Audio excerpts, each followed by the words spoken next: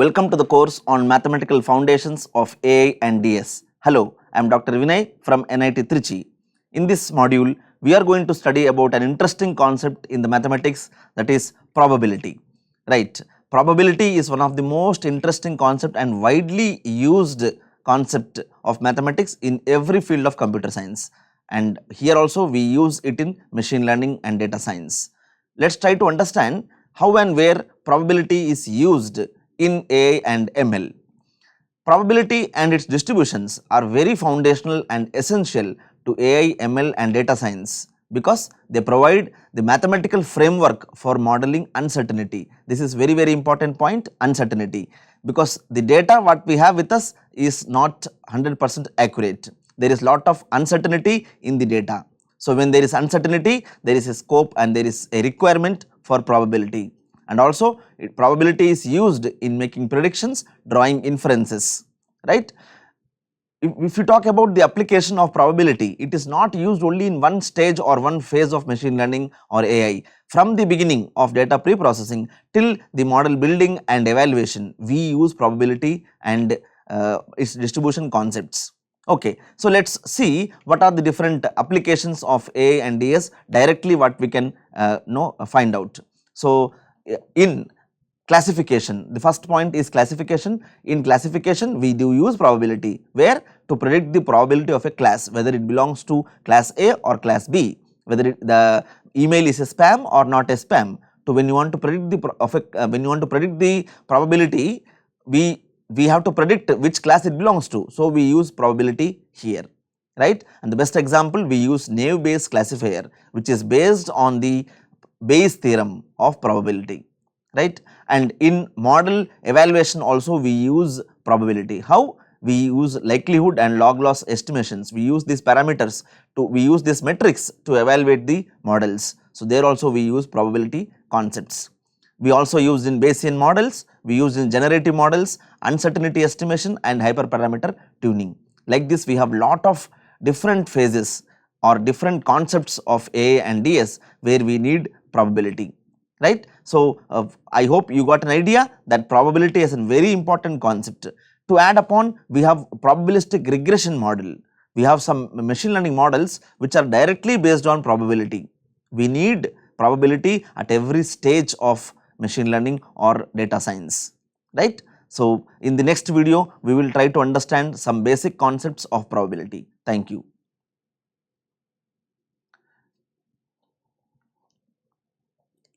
Let us study different concepts of probability which are used in machine learning and data science. So, let us begin with some basic terminology in probability. So, there are few terms which I am going to discuss in this module, in this lecture. So, the first term is experiment, right. What is an experiment? You conduct an experiment, you do an activity, right. For example, it could be tossing a coin or it could be flipping a coin, rolling a die, right. So, that is an experiment you are conducting, right. If you ask what is the definition, a process that leads to one of the several possible outcomes.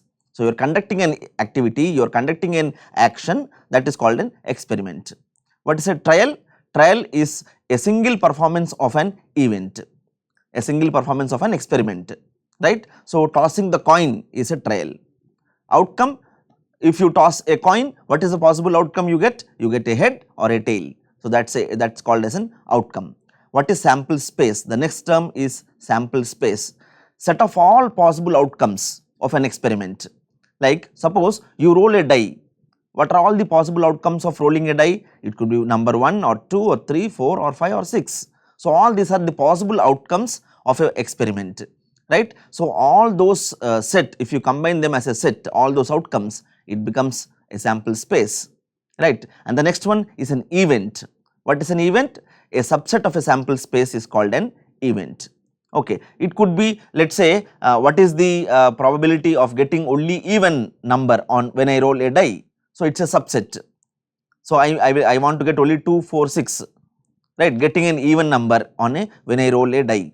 So, 2, 4, 6, it is called an event. From that, it is a subset of sample space. What is sample space again?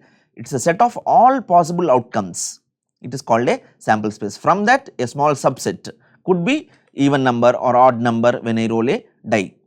Okay, and the most important one is random variable. What is this random variable? A function that assigns a numerical value to each outcome in the sample space, right. So, when I say I am rolling a die, I am getting different outputs, I am getting different outcomes like 1, 2 or anything. So, the variable which is actually holding that output is called a random variable.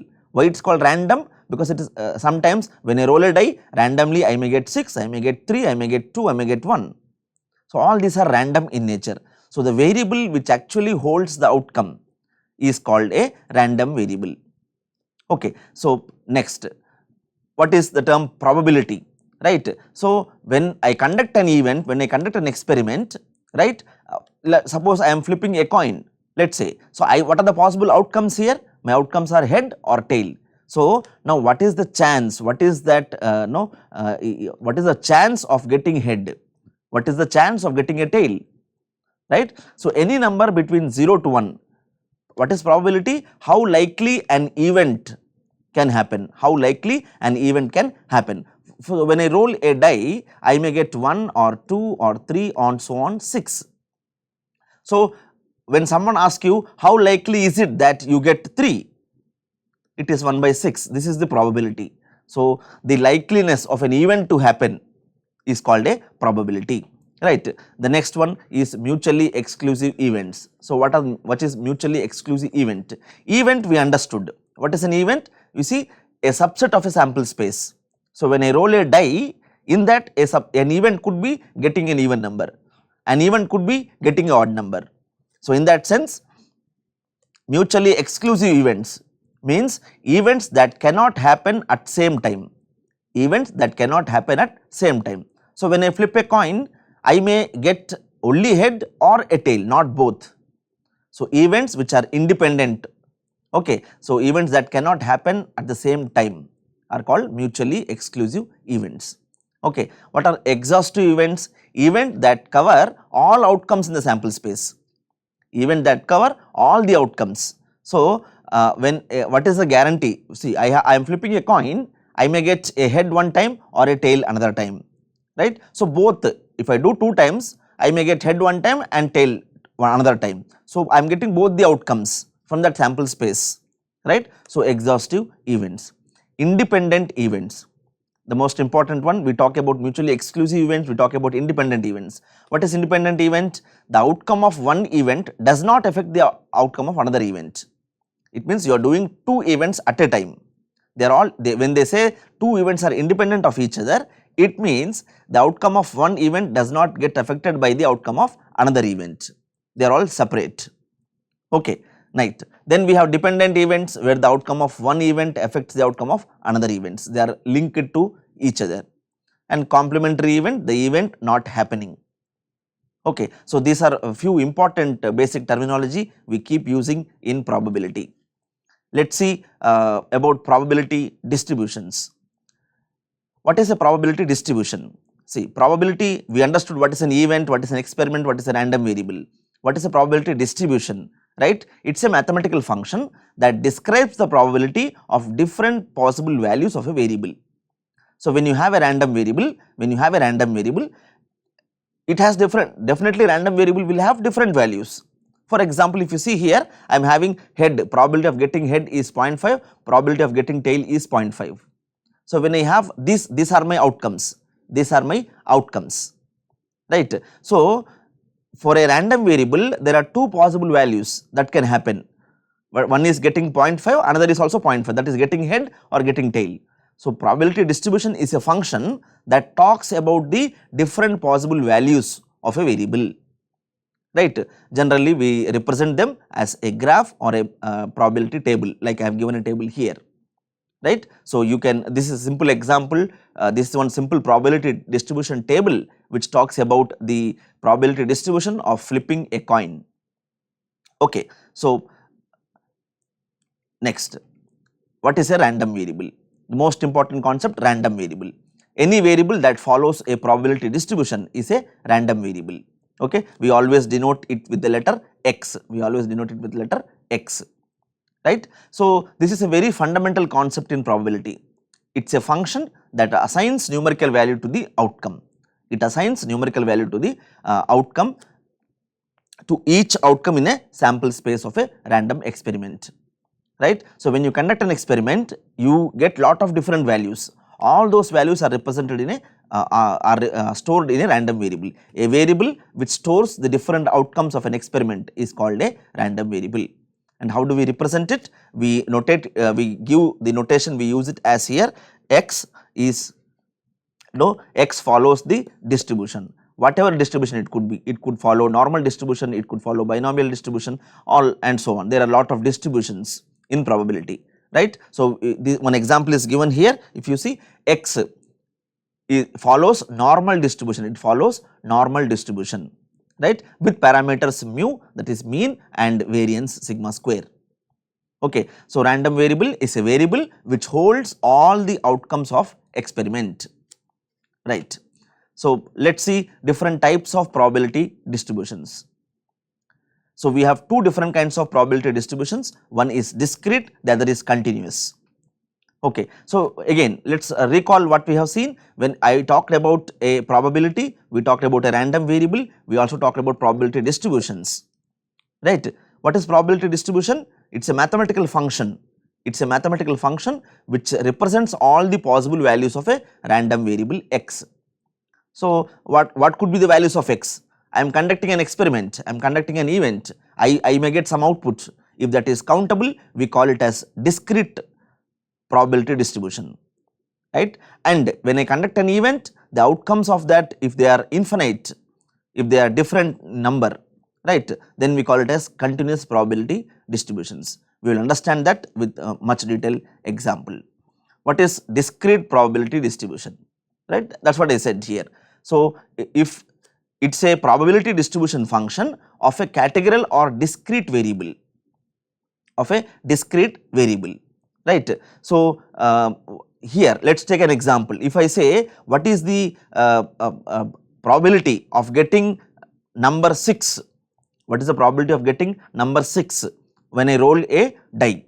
So, when you have such kind of probability, I know when I roll a die, the maximum output could be 1, 2, 3 and so on till 6. This is countable outcome. When I conduct an experiment, the outcome of the experiment is already known to me. It is fixed, it is countable, it is limited in number, not infinite, because I know this. So, these kind of probability functions or distributions are called as discrete probability distributions. Okay. Why? Because we are able to count them, they are all countable. And when we talk about another important point here, that is categorical. What is this categorical? So, in data science, we always talk about whether it is a discrete variable or a categorical variable or a numerical variable, right. So, discrete probability is used much in data science concepts. Okay. And the most important point here is the sum of all the probabilities is 1. What does it mean by? See, when I say if I am rolling a die, okay, I may get, what is the probability of getting 1? It is 1 by 6 chance. What is the probability of getting 2? It is also 1 by 6, getting 3 1 by 6, getting 4 1 by 6 and so on, getting 6 is 1 by 6. If you sum up all these outcomes, it is 1. So, in discrete probability distribution, if an experiment, the outcomes of an experiment or an event follows discrete probability distribution, then the sum of all the probabilities is equal to 1. And how do you define it? We actually write it like this. We say probability of random variable getting a number 1. What is the probability? When I roll a die, what is the probability of getting 1? It is 1 by 6. And always this value should be between 0 and 1. The value should be between 0 and 1. Okay. This is about discrete probability distribution, a probability distribution of a discrete variable. What is discrete variable? Anything, the outcome which is countable in nature. Okay, we can count it and it is limited in number, right. There we talk about discrete probability distribution. Let us study about continuous probability distribution. So, it is opposite to what we have seen. In continuous probability distribution, we do not have a finite number, we have infinite number of values. What is this infinite number of outcomes?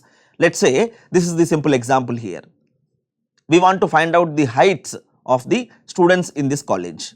Let's say in our university, we want to find out heights of students. So, it has no fixed number.